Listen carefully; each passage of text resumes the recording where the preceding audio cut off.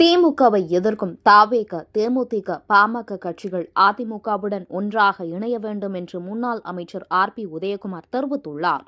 மதுரை தெப்பக்குளம் பகுதியில் உள்ள மாரியம்மன் கோவிலில் அதிமுக முன்னாள் அமைச்சர் RB உதயகுமார் சுவாமி தரிசனம் செய்தார்.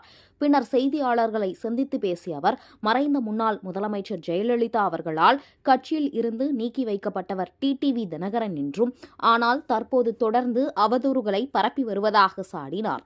கட்சிக்காக உழைத்து மறைந்தவர்களுக்காக என்ன குரல் கொடுத்திருக்கிறீர்களா என்று TTV தினகரனுக்கு கேள்வி எழுப்பியுள்ளார். 4.5 ஆண்டு காலம் ஒரு தொண்டர் நாட்டை ஆள முடியுமா என்று அந்த புதிய இலக்கணத்தை படைத்தவர் எடப்பாடி என்றும் பெருமிதம் பேசினார்.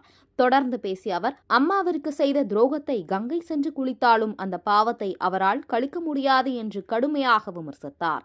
மேலும் பேசிய அவர், மன்னராட்சிக்கு முடிவு கட்ட வேண்டும் என்றும், திமுகவை எதிர்க்கும் தவேக, தேமுதிக, பாமக கட்சிகள் அதிமுகவுடன் ஒன்றாக இணைய வேண்டும் என்று செய்தியாளர்கள் சந்திப்பில் பேசியுள்ளார். சட்டமன்ற உறுப்பினரும் அனைத்துலக எம்ஜிஆர் மன்றத்துடைய மாநில இணை செயலாளர்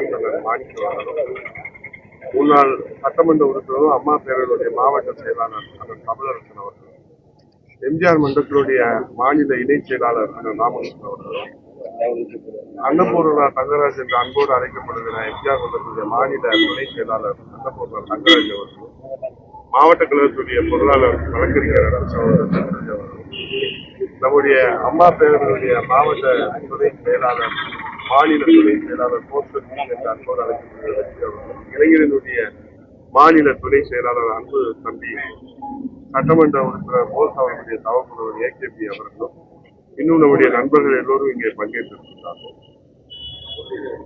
தமிழகத்திலே நடைபெற்றுக் கொண்டிருக்கிற அரசு மக்கள் விரோத அரசாக என்பதை இந்த நாடு நன்றிருக்கும். இது பற்றி எல்லாம் எதுவும் பேசாமல் தினந்தோறும் பத்திரிகையாளர்கள் சந்திப்பு நடத்தி, பத்திரிகையாளர் சந்திப்பு மூலமாக இந்த நாட்டு மக்களுக்கு அவர் என்ன சொல்ல வருகிறார் என்பது நமக்கு மட்டுமல்ல, நாட்டு மக்களுக்கும் ஒன்றும் புரியவில்லை.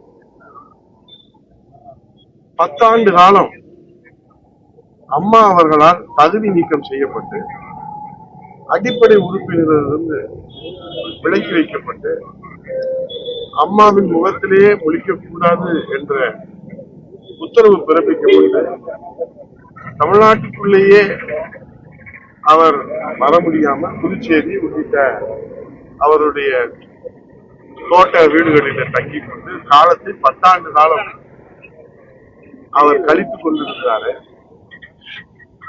அந்த நடவடிக்கைக்கு என்ன காரணம்? அம்மா அவர்கள் எந்த நடவடிக்கை எடுத்தாலும் அதிலே 1000 அர்த்தங்கள் இருக்கு. அம்மா ஒருவர் தேர்ந்தெடுத்தால் அதிலே 1000 காரணங்கள் இருக்கு. அம்மா அவர்கள் ஒருத்தரை ஒதுக்கி வைக்கிறார் என்று சொன்னால் ஆண்டவனே அவரை ஒதுக்கி வைக்கக்கூடிய நிலைதான் தமிழகத்திலே நாம் பார்த்து வந்திருக்கோம்.